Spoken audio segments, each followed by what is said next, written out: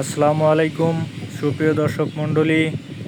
আমরা যারা ষাঁড় গরু লালন পালন করতেছি, সকালে নাস্তা কিভাবে দেওয়া যায় এবং স্বল্প খরচেই কিভাবে নাস্তা প্রসেসিং করা যায়, আজকে আপনাদের বিস্তারিত কিছু ভিডিওর মাধ্যমে দেখানোর চেষ্টা করব। আপনারা সাথে থাকুন আমার সাথেই। চলুন কার্যক্রমগুলো। এখন আমি নিজের হাতেই কাজগুলো করতেছি। খড়গুলো টানা হলো, তারপরে ধারাবাহিকভাবে কার্যক্রমগুলো আপনাদের দেখাবো, সাথে থাকুন আমার।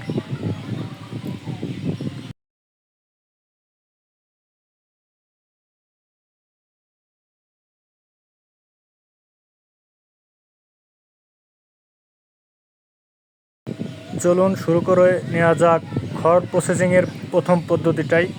এভাবে যাদের অল্প পরিমাণে গরু আছে তারা এভাবেই বটি দ্বারা কেটে নিতে পারেন, আর যাদের বেশি পোষা প্রাণী থাকবে তারা হয়তো মেশিন কিনে নিতে পারেন।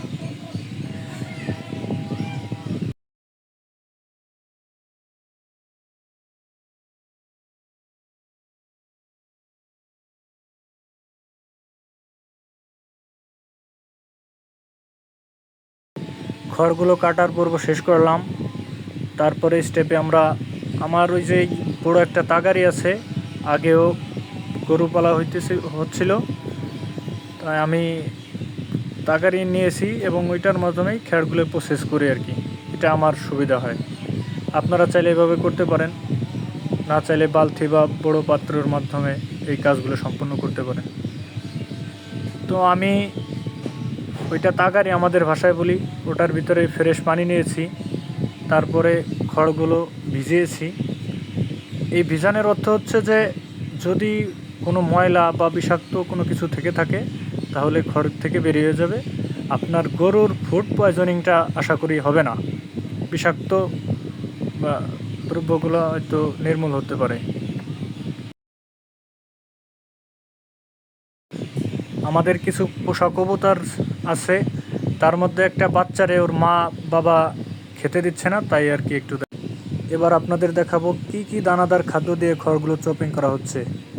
খড়গুলো কিছু টাইম পানিতে ভিজিয়ে রাখা হয়েছিল, যার মাধ্যমে একটু নরম হয় এবং গরুতে নরম হলে একটু খায় খুব ভালো, খাইতে খুব কমফোর্ট ফিল করে, এজন্য আর কি ভিজিয়ে রেখেছিলাম। এখন ধোয়ার পর্ব চলতেছে, ধুয়ে নেব।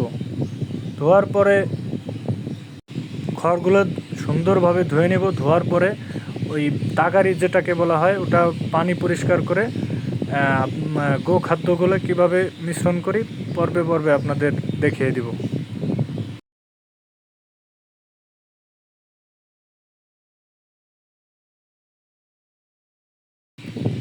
ধোয়ার পর্ব শেষ, এখন পানি ফেলা হচ্ছে।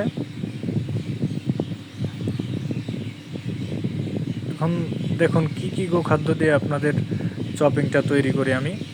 চপিংটা তৈরি করে গরুকে খাওয়াই আর কি। ফ্রেশ পানি দিতে হবে পরিমাণ মতো, আপনার খড়ে যত পরিমাণে আর কি দরকার হয় ততটুক দিবেন। তারপরে দিতেছি জিঙ্ক। আমার একটা গরু হয়তো একটু দুর্বল আছে, দুর্বলতা কাটানোর জন্য কিছু পরিমাণ জিঙ্ক ডাক্তারের পরামর্শ অনুযায়ী দিয়ে দিব।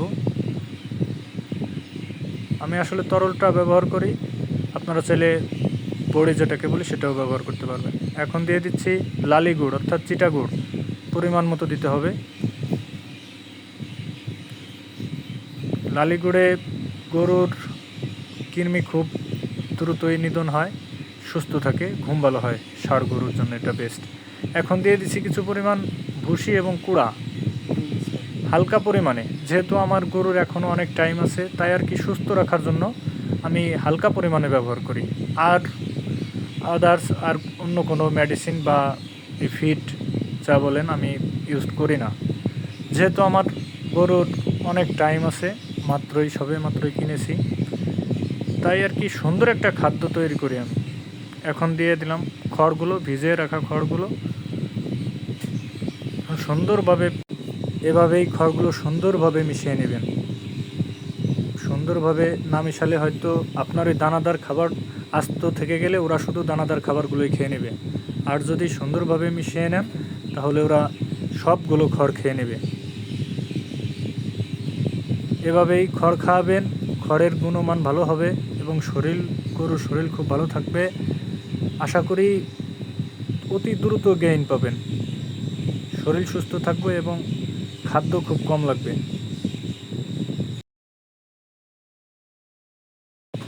এখন আমার প্রসেসিং পর্ব শেষ। দেখুন আমার লাল চান এবং কালা চানকে খেতে দিলাম, কত সুন্দর পছন্দভাবে খাচ্ছে। যারা আমার ভিডিওটি ইউটিউব থেকে দেখলেন তারা সাবস্ক্রাইব করে দিবেন এবং যারা ফেসবুক পেজ থেকে দেখলেন তারা ফলো করে পাশে থাকবেন। সবাইকে অসংখ্য ধন্যবাদ।